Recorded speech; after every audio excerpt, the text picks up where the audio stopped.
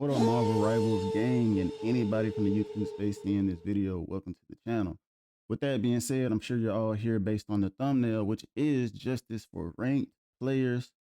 Throwers never change. Now, the reason I'm making this video is because even with them saying that they will crack down on throwers, I still feel like we're all facing the same issues, right? We get that one or maybe two, but in most cases, one player that just does not care about the integrity of competitive matches, right?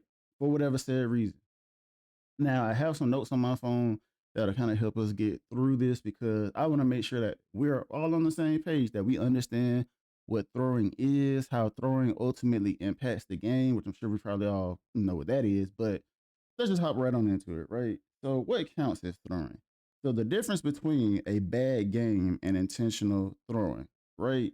So, clearly there's a difference. Some people, you definitely have a bad game, which could ultimately throw the game, but you have people that throw the game on purpose to where it's not just them playing bad, it's not being a bad game. It's literally because they want to make it harder on their other teammates in order to achieve the goal, which is get the W, right?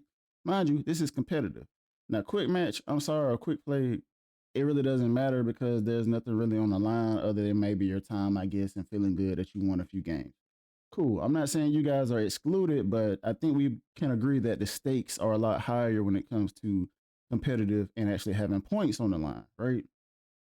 So with that being said, clearly there is a difference, right? I know when somebody's having a bad game, I have bad games, but you can tell the effort is there. You can tell the communication is there. Ultimately, you can't win every game, right? That is just the truth. But with that being said, when you have people that are going AFK, when you have people that are feeding, when you have people that are trolling picks and not playing the objective, then that is a different discussion, right? And we all hate when we get that person on our team that for whatever reason they queued up and then they decided either before or after that, hey, you know what? I'm going to make it as hard as possible for my team to succeed. Blows my mind. I really don't understand why people do this, right? I've never played a game in my life and just decided, you know what? I want to hop on and I want to make things hard for people. Never thought that a day in my life, but yet you have people that is their life. That is what they live to do. Whatever's going on in their personal life, meaning IRL, they bring that to the gaming world, and I don't know. I really just don't understand why you would do that, right? This is usually a safe place for most players to where you can escape the outside world and either have people that are willing to communicate with you, become friends, all the good positives that you can think of, but yet people want to bring their negativity to these games. Specifically Marvel Rivals where this is the worst. I played League of Legends, I play all other kinds of games where there have been toxic players, right? But not to this extent. I remember times where, let's say, if you lose a game, you usually lost the game because they literally had somebody on the other side that was just that good, right?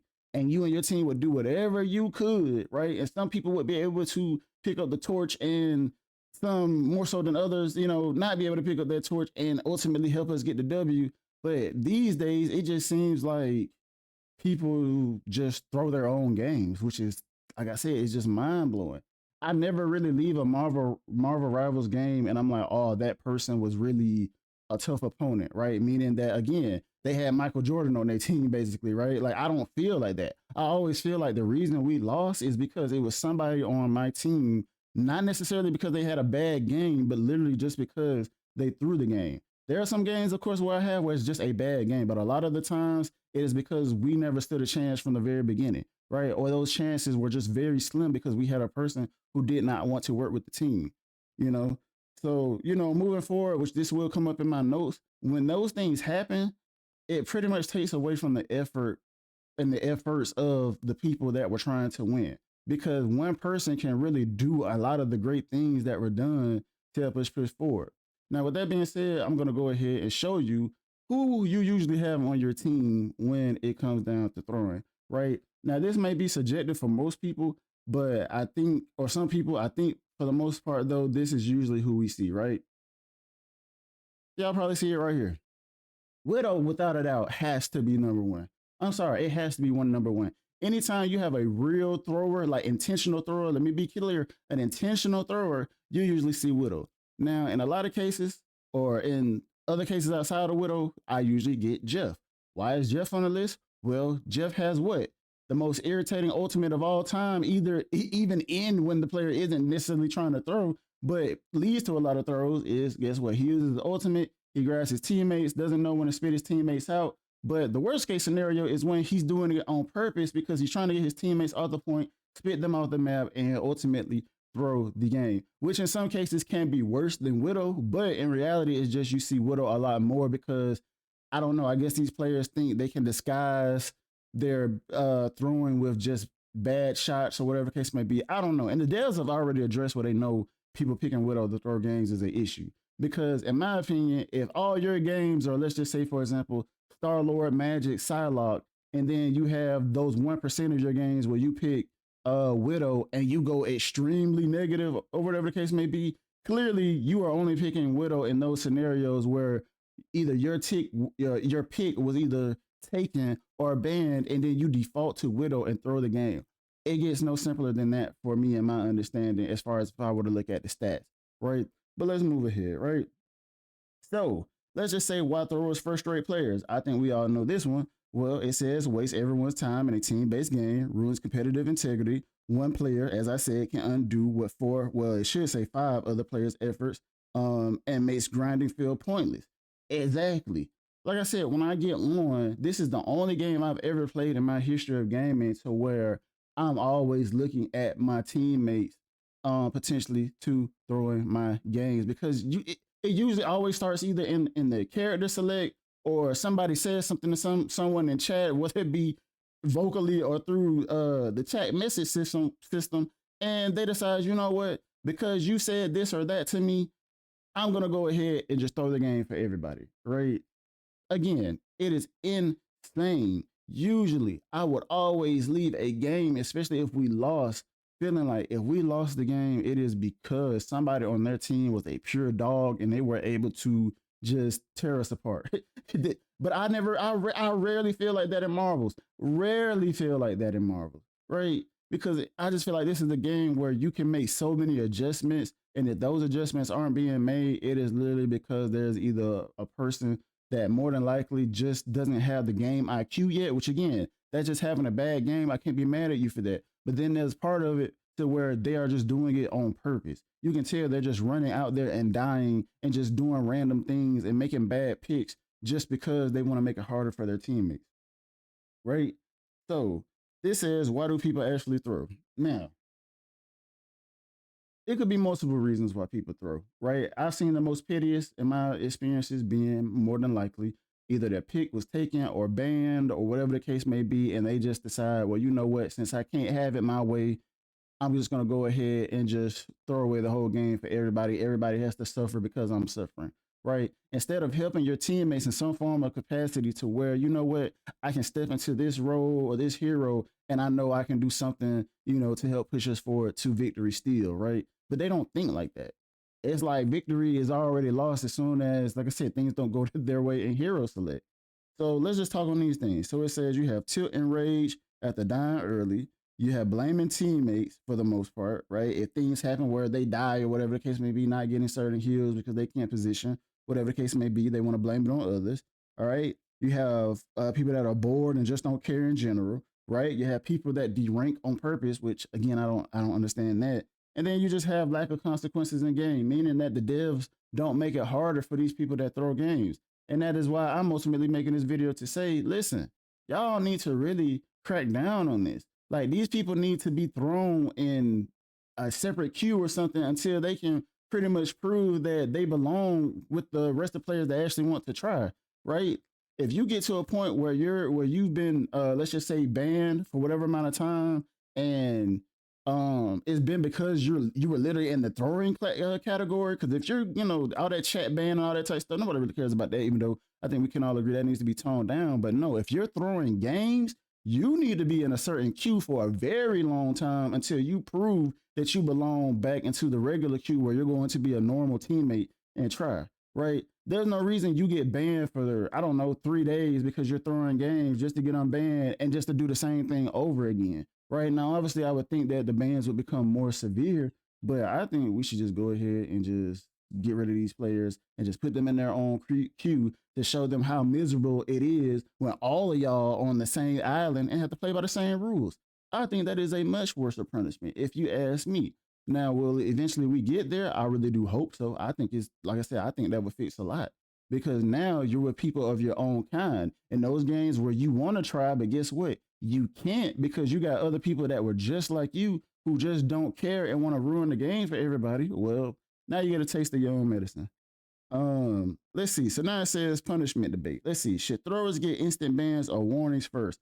I'm always, gonna say maybe a warning, a warning or two. I'm not against that, but ultimately, I do think that the ban should kick in a lot quicker and just be more severe because, again, you are ruining games for people. Them giving you time away from the game and maybe us getting some compensation points, cool. I really wish you would let me know when I get compensation points because maybe I get some and I don't even realize it because I think they did mention that. But ultimately, I just think let's just move these players to their own punishment queue, and I think that's a great start. Let's see, is reporting even effective? I will say yes because when I report players, they may not pop up on my message system the same day, but eventually, if it's 2 or 3 days, they'll eventually pop up. They will. And that's what I say. I think a lot of them think they get away with it because it's not immediate, but eventually you get caught. A current punishment's too weak. I will say yes. False reports versus real offenders. Now, this one is kind of a tough one because I don't know how the dev set will set up the system for this. But with that being said, I think there's just ways you could tell if a person is truly trying. If they're doing certain things, they're landing certain shots, the accuracy, all those things. I think they need to do their best to make sure the system is punishing the right people. Because again, you can legitimately have a bad game, but you also have people that just from the beginning, whether they say it vocally or whether they say it through the chat, I think those offenders should definitely be taken serious. Now, sometimes people just say things out of frustration and then actually go into the game and perform, decently or whatever. So I can't say that 100%, but I do think that when it comes to an appeal and all these other things, and they look at the games that actually got you caught up in this situation, yeah, listen to what they said, listen to what they typed, and also, of course, look at the gameplay. Do you think that based on their gameplay, it is, they have a justified punishment? And that's all I can say. And ultimately, again, I know they're saying, trying to figure out the real ones from the fake ones. Like I said, that is going to be a very, well, at least for me, because I don't know how you would do it, but it seems like that would be a very thin line right there because, like you said, you don't want the wrong people getting punished because we all have bad games. Things don't necessarily go the way that we want to all the time. But I will say, if the majority of your games are you actually going in and they can tell, like, okay, 1 out of 10 games, this just had to be a bad game because every other game he showed up and he tried, and there's no signs of throwing the game, again, of whether it's the hero select of a widow, for example, and a Jeff. Y'all get what I'm getting at. I just think they should try to figure that out to the best of their ability. And ultimately, they have asked one question here. It says, should rank have stricter penalties? 1000%. Because that's what we're there for. When we're spending those 10 to 15 minutes of our life, right? And some of us have a life, and you have a person that's wasting your time, right? Just for you, one game that you tried 15 minutes ago that you did great on, everybody was on the same court. Guess what? That then means that they took 30 minutes, potentially, right? 20 to 30 minutes of your time that got wasted, right? I don't think a lot of people think of it from that perspective. Like, yes, your last game was great. And maybe the game before that was great, but it's still based on that last game going into this current game that they're doing this stuff, right? Like I said, that's somewhere between 20 to 30 minutes on average of your time that it is undoing what you did prior, whether you won the game or not. But definitely, if you didn't win the game before, this just makes it worse because now it's a total of 30 minutes where you're just your mindset cannot be in a great place because you just lost a genuine game, and now you're dealing with the game that is. And most people would say, "Here, well, here's our redemption game for the last game." And guess what? You can't because you got this idiot or this fool on your team who just wants to ruin it for everybody, right? So, with that being said, I just believe, right, that we do need more stricter punishments for these throwers. Because, like I said, when I see a widow, do I think initially every widow is trying to throw the game? No, because I've seen some tough widows out there. Like, oh my God, I didn't even know widow could be this good, but I've seen it. Obviously, again, Jeff is just a runner up. You don't really see it too much. But when you do get those gifs where they swallow the team and run off the map, I mean, that is, come on now. Like, why? Why? Just be a team player, man. But with that being said, devs, I really hope y'all step it up because I'm just not seeing enough punishment to where these throwers are being punished the way that they should be punished. Like I said, y'all will punish people harshly just for using words. And some of these words, most of us didn't even know that they were bad words, or y'all deem them to be bad words because for whatever reason, and we get 3 7 week. I mean, not 7 week, Lord forbid. Well, for throwers, yeah, but 7 day bans for saying one bad word, which is kind of crazy to me. So with that being said, to kind of end the video here, if y'all see this video, share it. Y'all leave comments, definitely leave a like so other people can see and give their opinions on what they think or suggestions of what they think should be done for players like this. Because it is pretty ridiculous. Like Marvel Rivals, and a lot of people say it, so I know I'm not the only one. This is the most toxic community of players I've ever been a part of, right? And when a person or when one person is definitely intentionally doing bad on the team, right? It's not like back when I used to play Apex Legends, right? And let's say you're in a trio, going against other teams. If one person leave, me and that other person can come together a lot easier and potentially, play a certain way to still end up on top, right? Versus this, brother, you are there. You are in it, man. There's no escaping. There's no hiding. There's no anything. You have to do your best to step up to the plate and hope that maybe y'all skill levels combined as a whole, the 5 of you that are left can do what you can do to beat 6 other players that may or may not have a thrower on their team as well.